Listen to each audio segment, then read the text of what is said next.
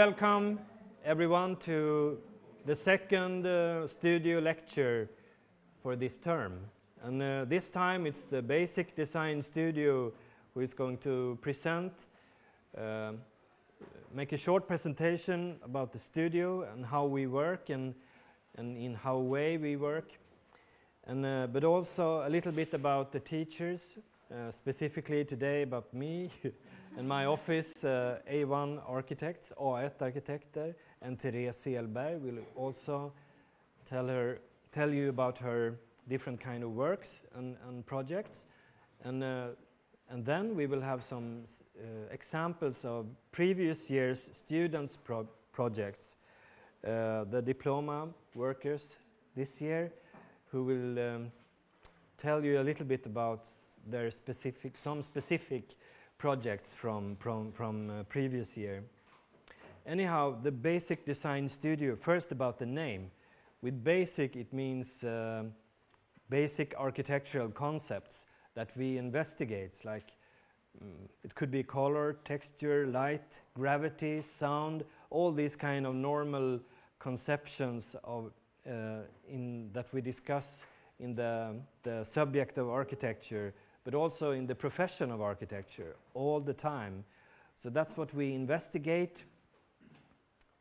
And that's the teachers are, except from me, Leif Brodersen, it's Helena Pavel-Niric, but she's not here, so that's why we put an image of her here. You will meet her, this year's basic students, you will meet her in the second project.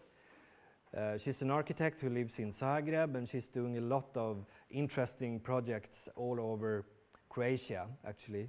And we have been collaborating for 5 years, and since this is the third year, Therese Selberg works in this studio, and also after Christmas, Per Elde will also join partly in the studio.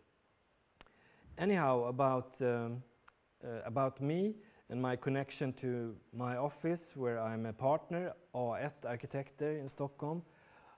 I will try to explain how we sort of work with the same things in the office as we investigate in the studio. So for me, it's like a double research in a way. And of course, one of the things we stress in this studio is that it's important that the architects in the future, they become both researchers and practitioners at the same time.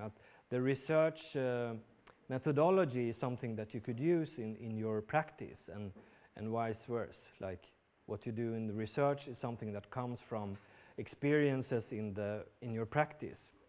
And right now there are lots of different there is this confusion about different concepts of research, like research by design, scientific research, pure design, if there is something called pure design without research, I don't know.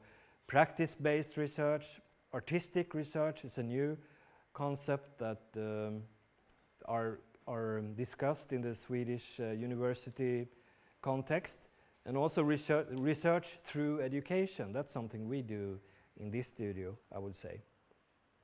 And also this triggers knowledges and skills connected to this methodology about design. What you do by designing in the design process is very much a research methodology.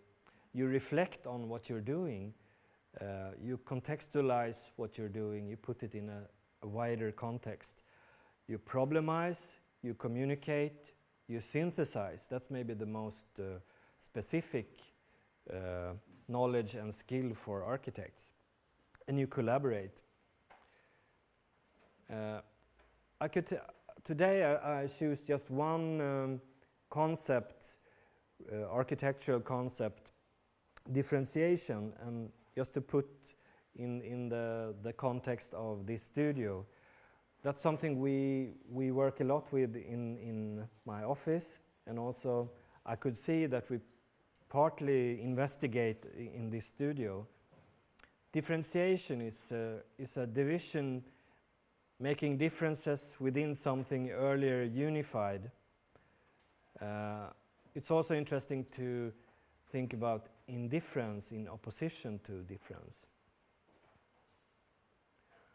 Well, we have worked, this is a typical studio project. It's from Zagreb.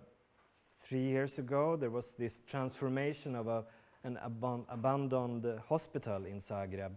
This is a typical way of investigating an existing environment and then suggest something totally new for, in this case, housing and a spa in this concrete structure.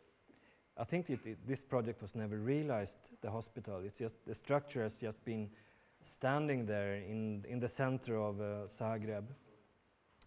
But then back to my office at Arkitekter, we do somehow something you could call sometimes some artistic research. We collaborate with artists, and we sometimes do things that we are not very well paid for, but we really want to do that anyhow.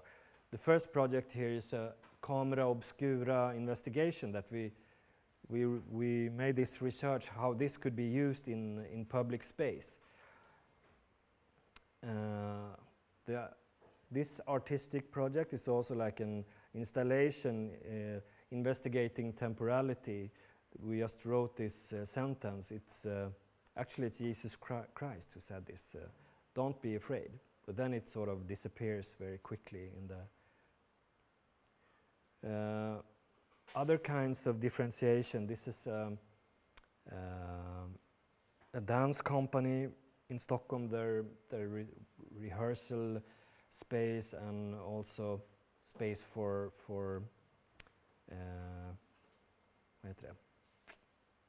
dance, a public space for dance.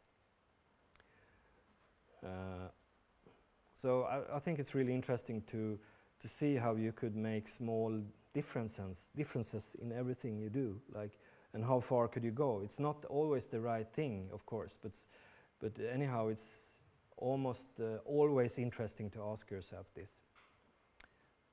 This is a shoe factory in Åre we designed, which burned down, and then we got this commission to just make a new one very quickly, which was like a dream commission in a way. So sometimes it's good when with fires, but anyhow, this made it possible for us to sort of show off towards the highway, to advertise this factory towards, also to enhance the sell-out, the outlet. This is a highway break we made. It was a competition in Eskilstuna, a rest station with a view, and also with some artistic. It was a group collaboration with one architect, me, one artist, and one landscape architect, and we made this proposal for wild animal fence, which we wanted to make an ornament of, like behaving like crazy, but the jury said this was totally insane and unnecessary. This is a one-family house we do a lot of in my office. This is on Lidingö. It started to be constructed for 2 years ago, and he was bankrupt, the client, but now he's sold it to another one, and now we'll restart the construction. We also do a lot of sustainable urban design, city development, trying to create new kind of typologies. This is from Hudiksvall, where we were inspired by the local tradition, this small wooden house, empire-style wooden buildings. We tried to adapt and make a new kind of typology for. This was a competition for a tower in Stockholm, and we suggested to make a green tower with also differentiated in different levels, different functions, different expressions. And also we do a lot of urban design actually. This is from Umeå City Center, where we made this proposal for actually here the highway used to run through Umeå like this, and there were lots of barriers and wastelands and impossible traffic junctions. So we proposed to actually take them away, since there is a new highway going around the city, and just to make new ordinary blocks with very small lots. So there could be a lot of variety within the city as normal cities. And finally, what we do right now, a lot of housing projects like this housing in Stockholm and in Sundsvall. And all these are going to be built actually next year, the following year. And we do also interiors. This is from the Circus College of Circus and Dance, interiors from the new circus space. And to the right there is this row houses that was sort of awarded this year. And also a lot of one-family houses. Also here we try to sometimes investigate what happens if you split up in different parts. So I will give the word to Therese and go on with this presentation.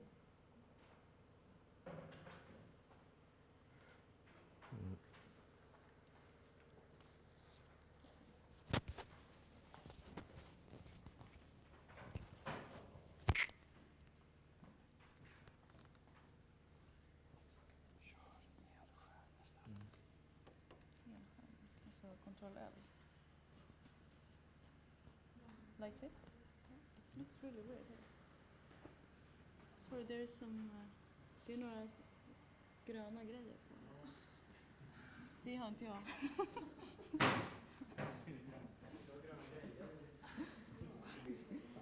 Jag tror nu tog jag...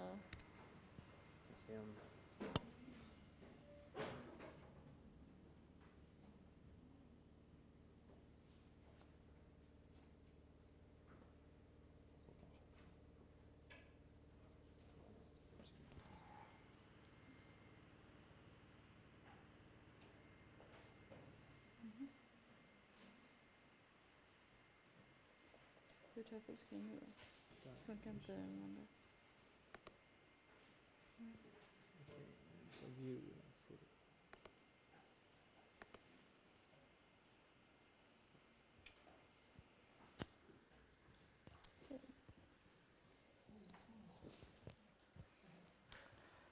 All right. I'm going to start with telling, I don't know, some people know me very well, but others have never seen me. So I'm going to start by telling that my research has a lot to do with the in-betweens between dance and architecture. And I've come to explore where they can meet. And I usually work through more or less through experiments, artistic experiments. So this will really be different kind of projects that I show, and it will probably be difficult to understand how they connect, but I will do my best. This is actually a video, so this is 2 stills from a video. It's shot in Hökarängen skola, and this space is really specific because it used to be a gymnastic hall and a dining hall at the same time when it was built.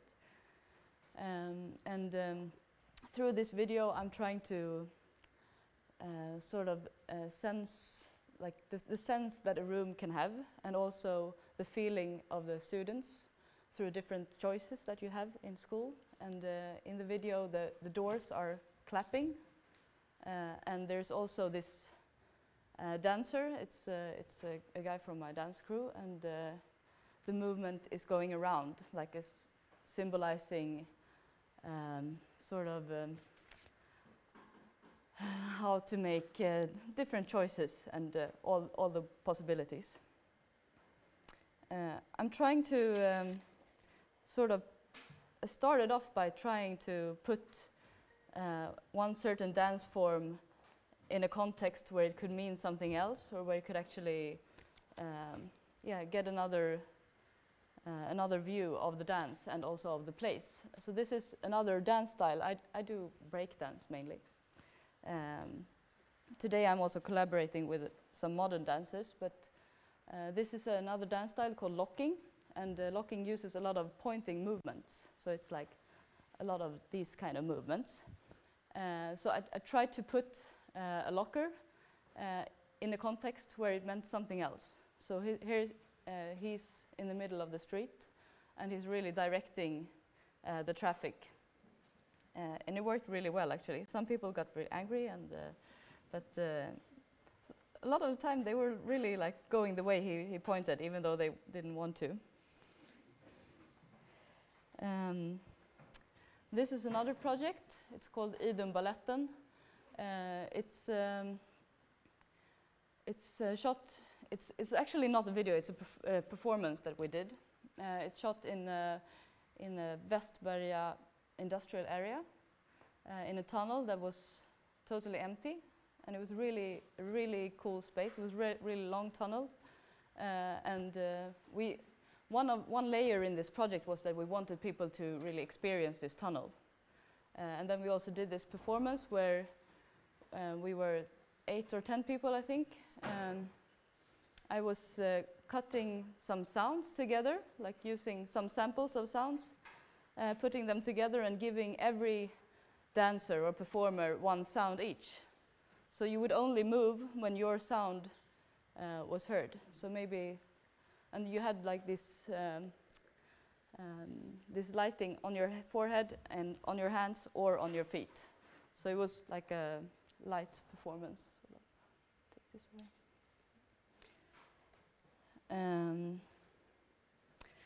This is another project. It's a video and a performance that I did in Slussen, and the video is shot in the in-between space, in between Slussen as the place and the metro station. There is like this cave.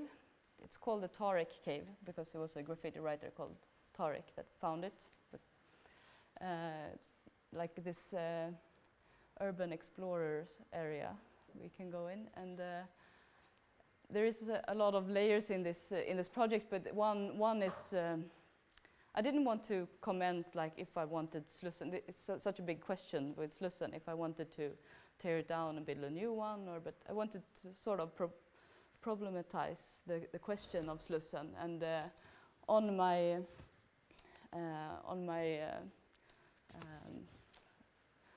black suit, I have this quote from Le Corbusier, and also on my arm here, that he said that Slussen was the first modern perfect building, or something like that. It was like the first masterpiece of our time. And I think that he said something like that has also problematized the question of Slussen quite a lot. And here is some documentation from where I had a performance live in this Blå Bodarna. It's part of Slussen. So every hour I was dancing live inside. Here you can see, and it was really. I mean, the video was focusing on Slussen as a big thing, and then this show was more or less focusing on the meeting between architectural materials and skin, sort of, because it was really like skin meeting. I was dancing in front of a video of Slussen.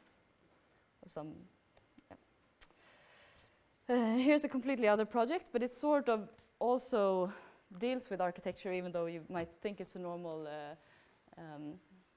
art exhibition. It's paintings, and it's also the floor. And I wanted to experiment and see how color and happy faces and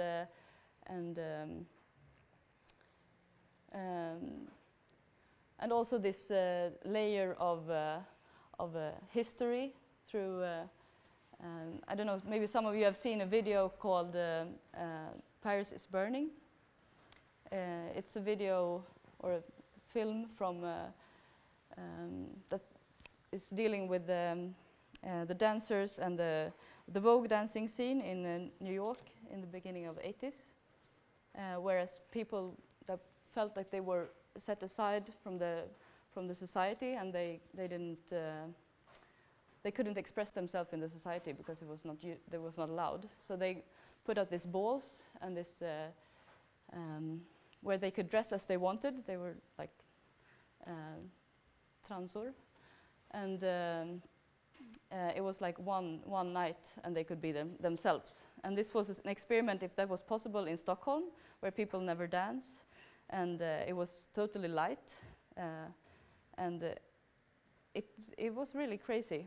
But I don't have a picture of the. You have to visit my homepage to see it, because it was in video and it was really pixelated. So, yeah. Here's a completely other thing. I did an shop interior in Kulturhuset. It's a bookshop, and it's called Underlandet, like Alice in Wonderland, like Wonderland.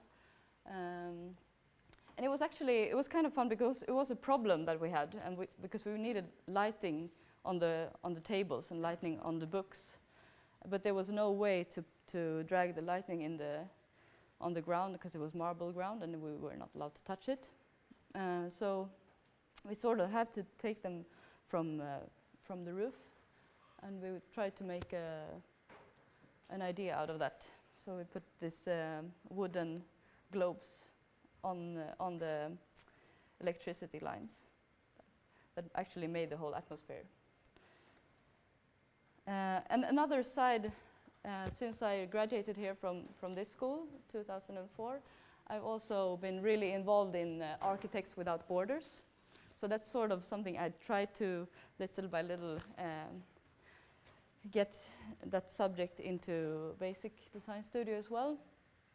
I was one of the co-founders of ASF Sweden here in Stockholm, and lately I've been involved in making this education called Challenging Practice.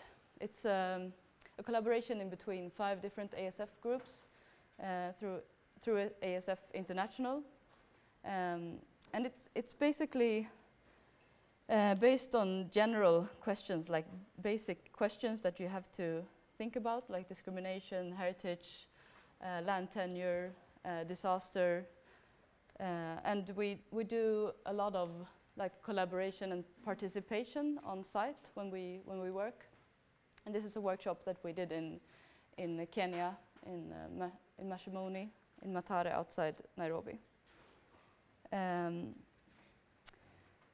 Yeah, I think I will kind of round down here, but I'm really interested in new ways of working, and lately I've been collaborating with some artists, and it's been a lot of fun, and I've realized a lot how you can find new space also.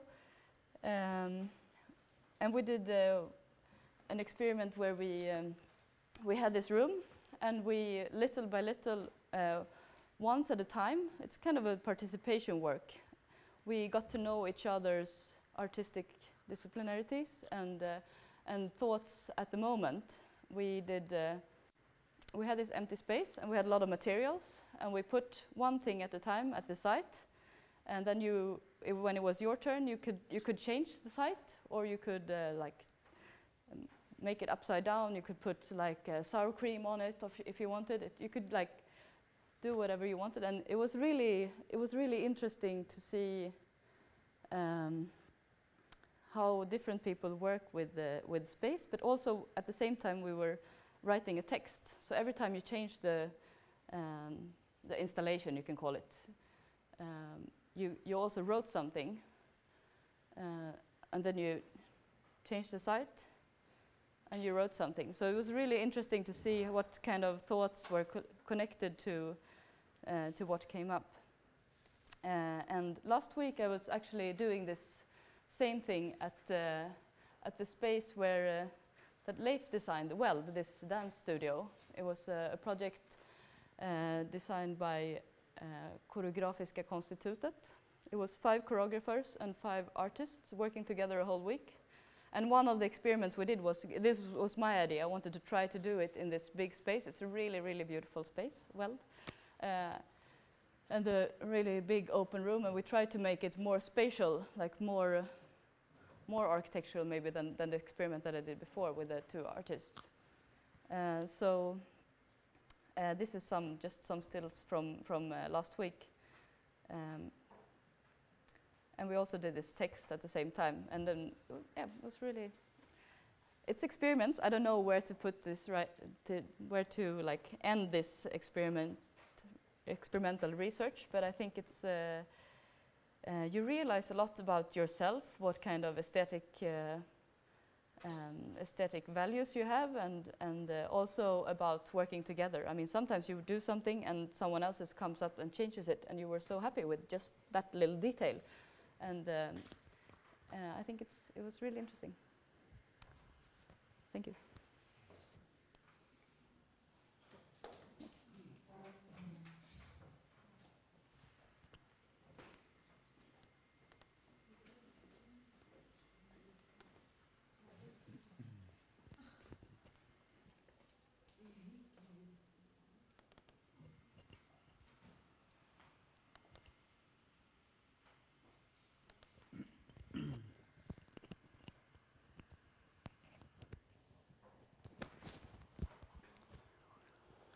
Okay, so my name is Petter Westlander, and I'm going to show you the first project that we did last year in the basic studio, the 4th year.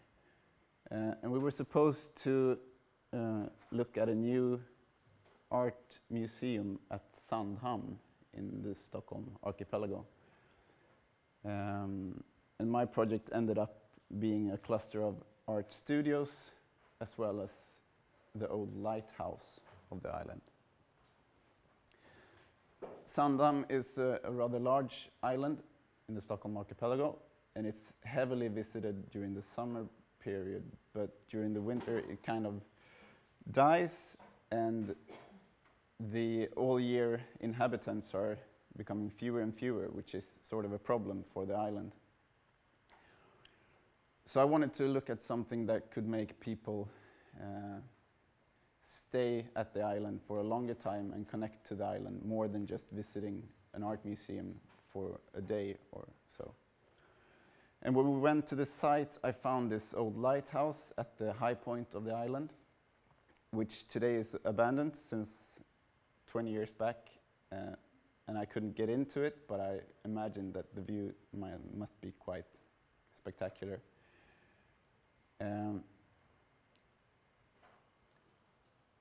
So instead of this museum, I started to think of a cluster of art studios which artists could go to on a scholarship to work and stay for a longer period of time. But I also wanted the artists to be able to show off their work to the public, and my thought is that they could do that either in their own studio, in the 4 studios that you can see in the bottom of the image, or in the larger art space that is sort of hugging the trunk of the old lighthouse. And the reason that I wanted to connect it to the lighthouse is, well, first of all, because I wanted to have a natural sort of, to let people use the lighthouse since it's all closed down today. And then also that would become like a window for the art cluster to show off themselves towards the visitors that doesn't even know that they are up there in the woods. And this is an aerial view of the whole area where you can see the lighthouse and the bigger exhibition space, as well as the rooftop terrace and the lookout point.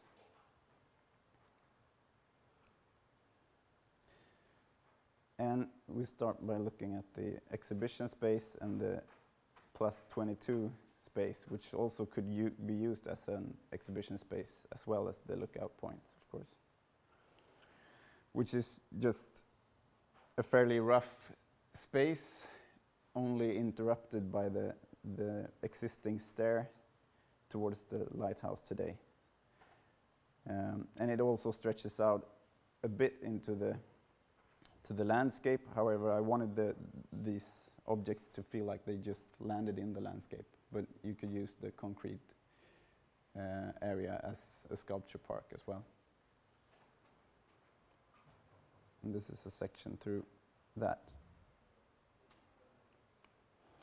And this is a plan of the old lighthouse, which is converted so that you can have a 360-degree view of the landscape. Today it's cut off by some facilities. And the widened rooftop terrace, which holds these hanging pots, sort of a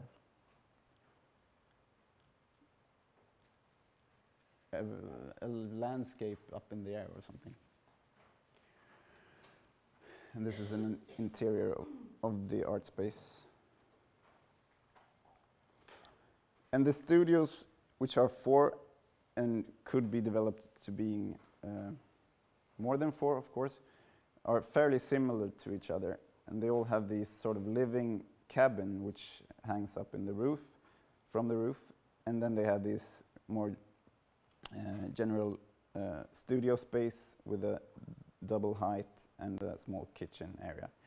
And they also all have this sort of fence covering the glazed gables, which works both as a brise-soleil, shading the glazed facade, but also the big doors indicate whether or not the artist working in the space wants people to come and take part of the work that's being done.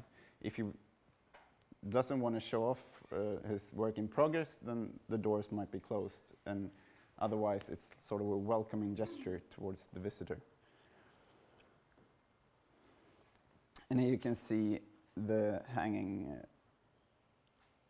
living cubicle, which contains not more than a bed, small bathroom, and a sort of a lookout point, a small window where you can sit and look at your work being done the past days. And I had some kind of thought that the only thing that would differ, apart from the place where in the landscape where these studios are situated, for instance, the performance studio is situated so that the landscape creates a natural sort of arena to look at the stage. Otherwise, I just thought that maybe the interior material could differ in the different studios. And this is an image of the all arts birch plywood interior and the facade with the open gesture, not the closed. That's it.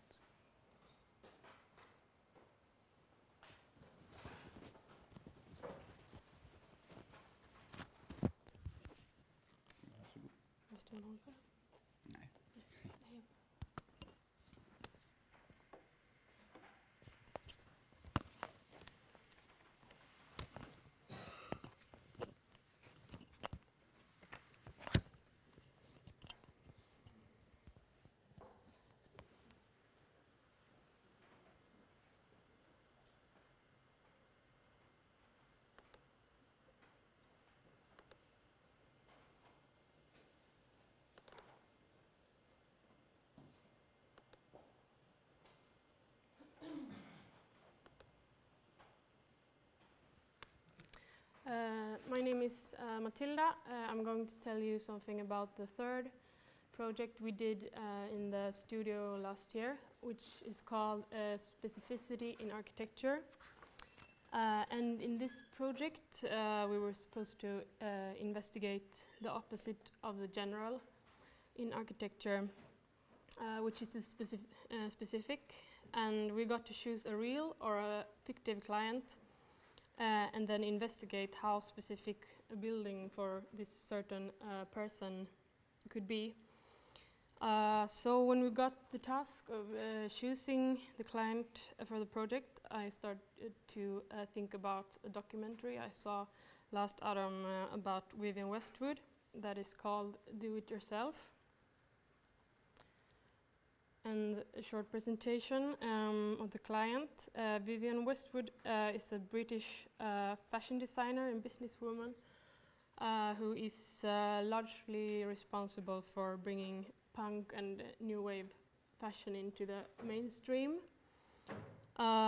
She started designing clothes for the British punk band Sex Pistols. What I found very interesting about her is her very strong positions and opinions about things, and how I found them both like very liberating and also, but also a bit contradictory, I could say. I watched a lot of videos and documentaries about her and started to collect quotes. And one of the quotes that she talks a lot, one thing that she talks a lot about is how to make use of what's already exists in different ways and be inspired by the old, but definitely not copy it. One quote that I liked, and I think I catched what's specific for her, was this one. Don't spend money on clothes. Take what you can find. Put things together yourself. Use the tablecloth. Use the towel. If your clothes get dirty, don't bother. Dirty's pattern. And also during her whole career, she made use of very traditional elements and sometimes a bit I don't know if I can call it conservative, typical English symbols such as this Scottish tartan fabric, which is brought in to the clothing industry. She's also a very London-based person. She spent the most time in her life in this part of London, which is called Clapham. This is a very mixed, kind of gentrified area that is very typical for London. So I started to look around in this area to find maybe a new site for her there. And then I found this beautiful house in the middle, which is a typical English half-timbered townhouse from the National Romantic era. You see this one era? With these gigantic eye-catching chimney stacks. It's just 100 meters from the metro station, and here in the bottom there is a English pub called O'Neill's.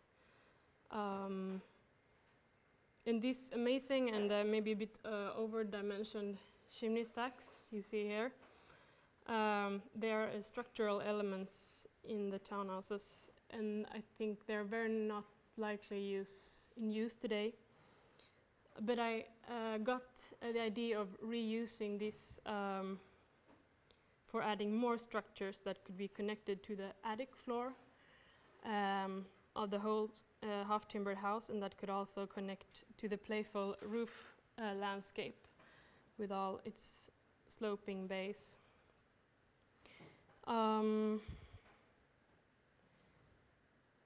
Vivienne says herself that she's often been misunderstood for being in her work, for being messy, or for being careless, or ignoring tradition. But in fact, she works a lot with references. She's a very strong postmodernist, and she combines old with new in a quite subtle way. Anyway, so the whole concept is that she has the I tried out to do some sketches of what would happen if you use the roof landscape as an indoor landscape more and play around. So the whole concept is that she has the whole attic floor as an apartment for her and her husband. And it's also then spiced up with this kind of hanging structures that are all of them are in different ways hanging in or connecting to these structural chimney elements. And they're hanging also with a little distance from the roof base. So the whole apartment is divided into three parts, basically. This is the private part from which you reach from the ground floor. And connected to these are these structures, so it's like two-floor open room. Maybe it's not so.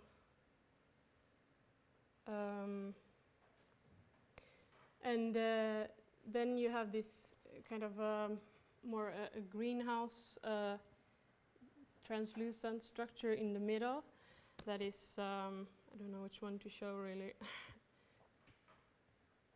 from here, which takes you through the roof landscape into this part of the apartment, which is, or maybe I shouldn't call it apartment, it's more like a showroom for private fashion shows and catwalks.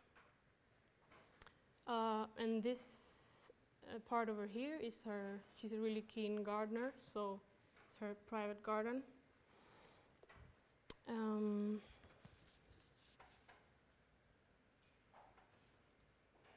And this is, yeah, you see a section from her big private living room where the lower floor is the already existing, typically English half-timbered attic floor, which is then connected to this kind of parasite structures.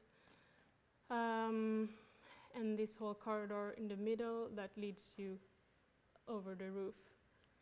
You could also see that here how they're kind of hanging. And the whole idea with this closed, you can call it a bit closed structure, is when you read about her or see Vivienne Westwood, you could maybe imagine that she's a very extrovert person. But in fact, she looks at herself and her job as she's doing something more kind of political that has to be done, and she's not interested in media at all. She has no TV, she doesn't read magazines or not even newspapers, I think. So one idea about this is also that here she can have her kind of private space still in her style, but she could still kind of be seen in distance. So here is this material palette.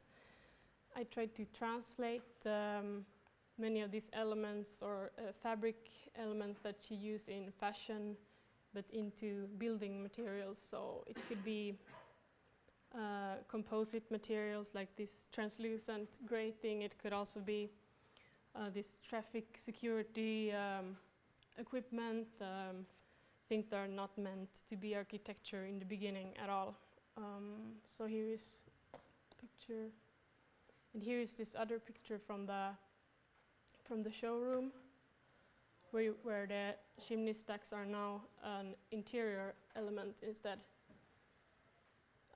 with this patchwork of different used wood, already used, reused wood material.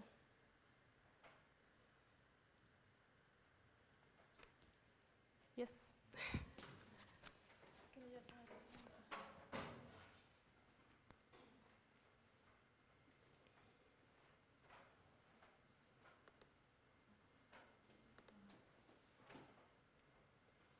Yeah, the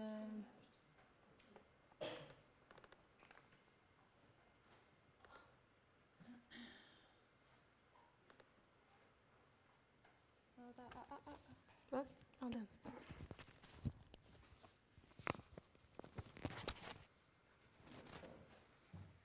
Okay, so my name is Emily Reiche, and I'm also going to show you my specificity project. Going into the project or the task, I decided that I wanted to use a person not very similar to me and my way of thinking. So I ended up with this guy. His name is Aleister Crowley. He was born 1875 and died in the middle of the 19th century. He spent most of his life doing or investigating black magic, going as deep into it as possible.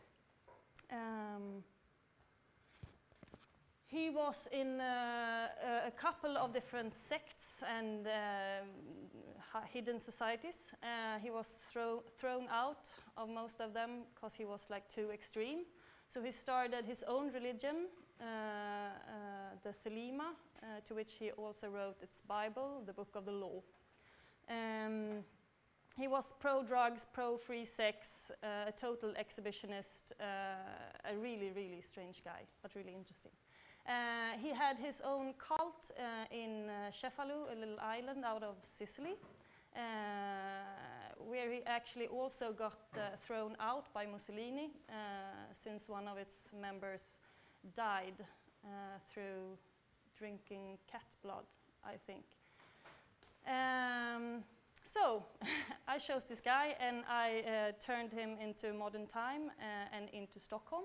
And I wanted to give him a plot of, with some kind of blackness to itself, or what do you call it? So I chose this plot up on Fjällgatan, which is actually an old execution spot, shown at the very end of Solvädertavlan that's hanging in the Storkyrkan in Stockholm. So the idea with the house or the plot was to create this two worlds, to bring his cult, the Cefalù cult, into Stockholm, and having them live hidden on Fjällgatan. But the thing with having secrets or having this secret society is that you actually have to have people knowing about it to create a myth. Or especially when you're Aleister, this exhibitionist. So I wanted him to have this public world kind of use to get people to know just much enough about this hidden world. So that's like my theme.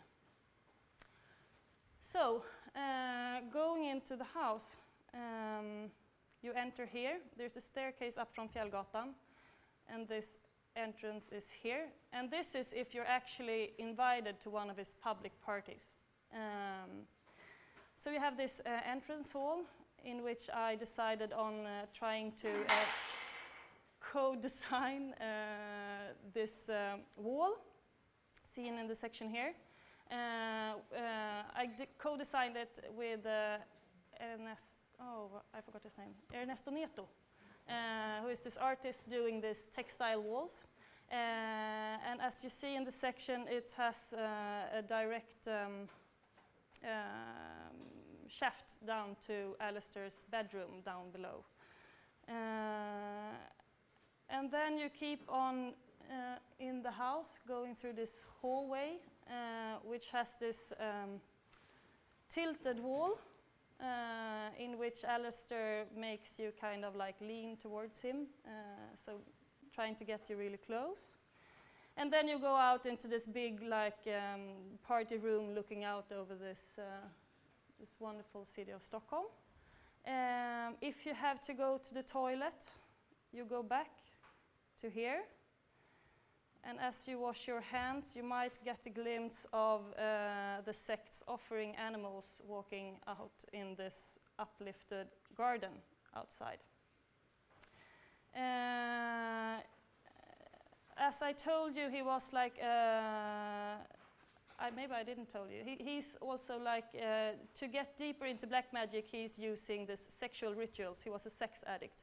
So it might be possible that you're invited down into his bedroom here during some time of the party. If you are part of his sect, you would be living down here, below the bigger house. If you're in his sect, there is no I anymore. The only I in the group is Alistair himself, which has his private part of the sect here. Otherwise, you will be living in this corridor in beds, washing up and doing your toilet stuff here, or eating here. The sect also have its private ritual room here, in which they actually have this glass wall into his outer bedroom, in which he invites guests. Alistair is the only one passing through these worlds, and he does that through his wardrobe, which is this room. He was very into like dressing up in gowns and, what do you call it? Oh, yeah. Gowns. So he passes through this wardrobe place. So maybe you're into black magic, but not actually in his cult.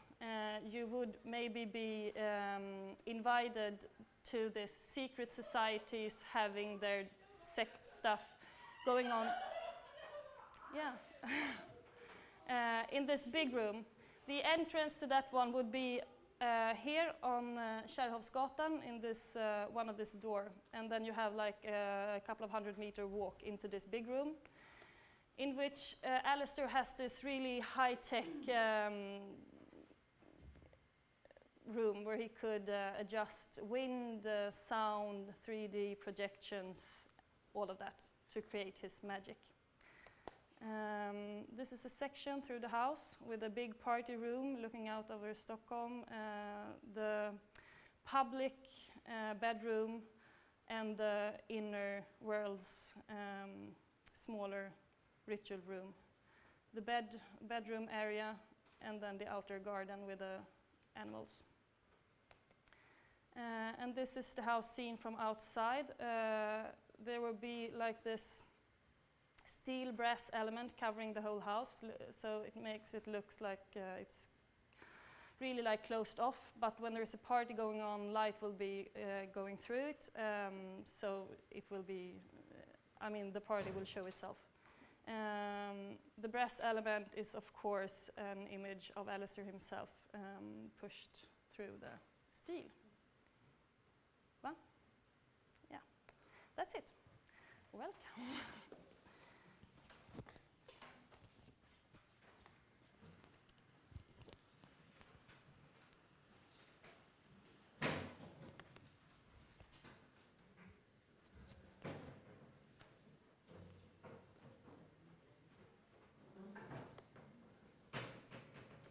Går alla? Det är jättebra. Nej, jag stängde den.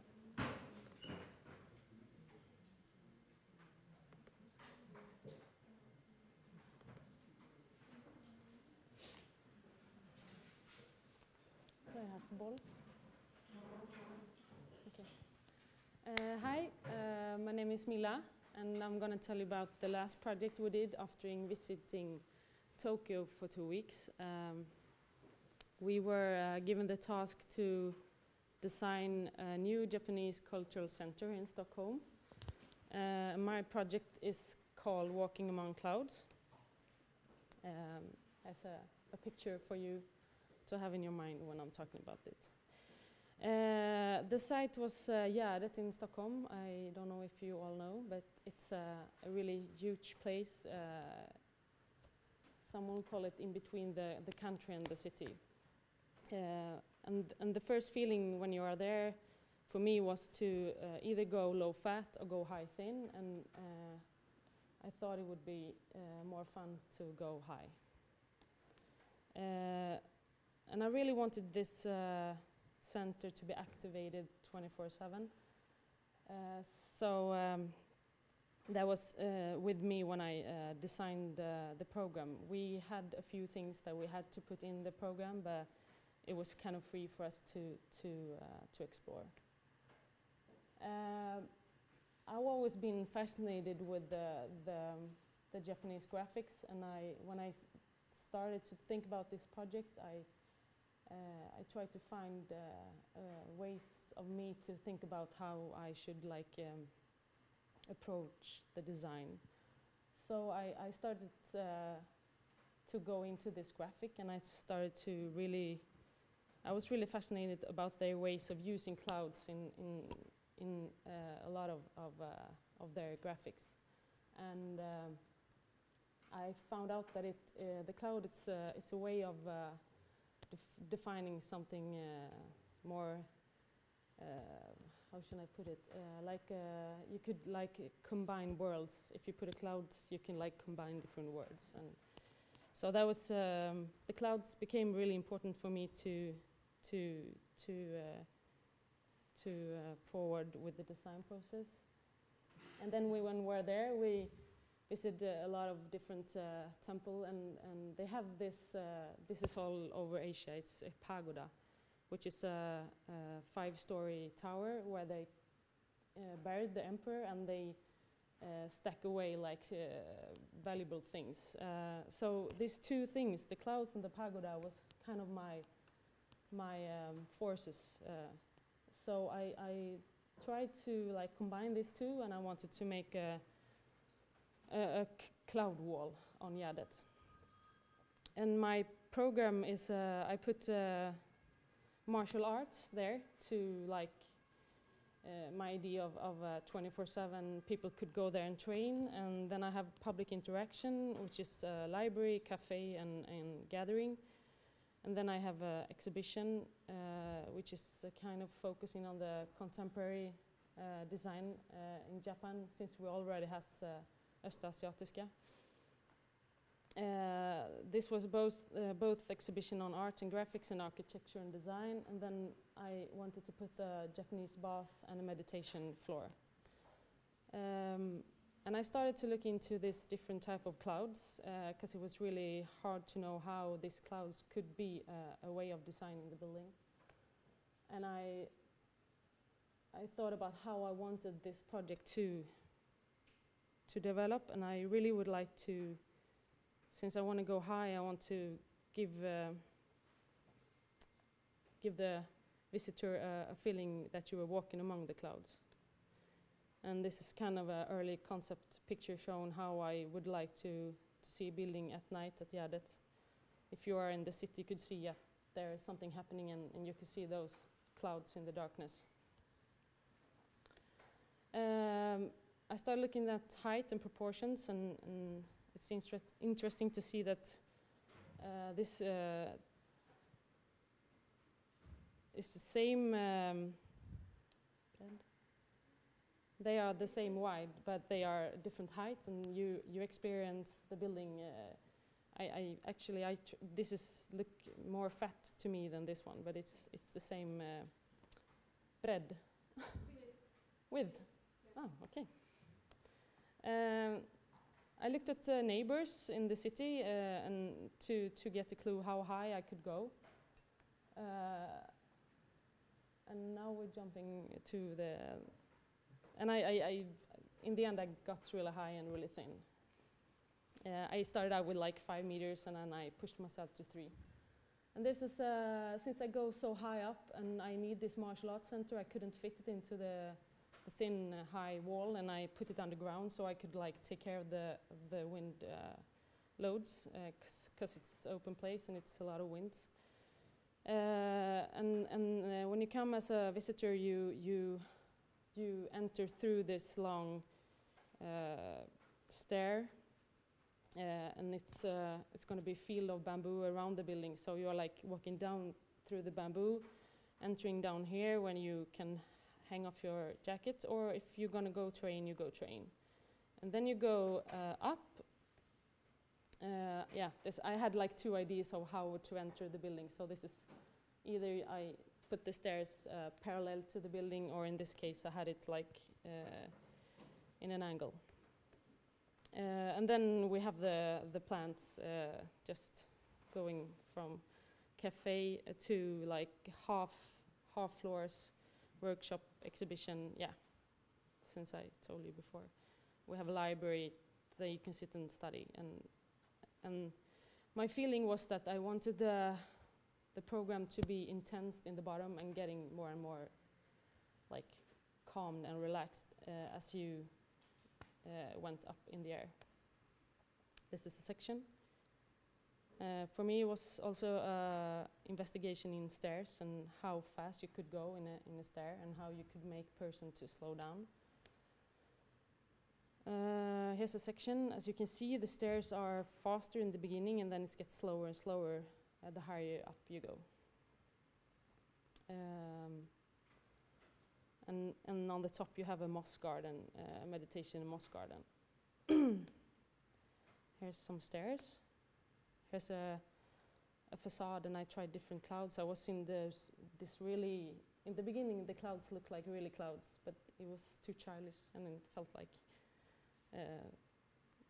didn't feel right, so I went back and I really like I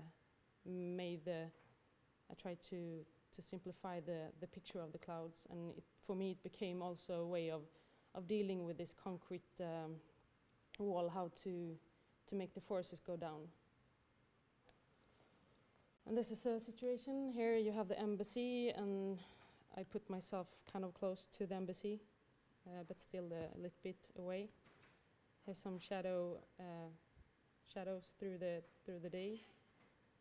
And the other ones I told you about, how if I should put the stairs parallel or in an angle. And in beginning, everyone thought that it was really high, but then I showed that it's not so high if you compare. It's about 40 meters high, but I'm not higher than the friend over there. And I had some ideas that it could be working as a legal graffiti wall, and yeah, that it should be really nice to contrast to this really high security embassy.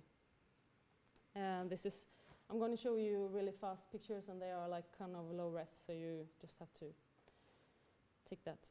And in the beginning, as I told you, there are bamboo around it, so when you enter the first and the second floor, you can't see out, and then as you get higher up in the building, you will like see the sky, and yeah.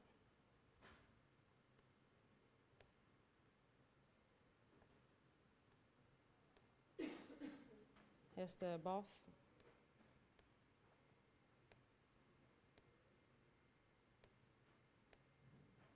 Yes, that was me.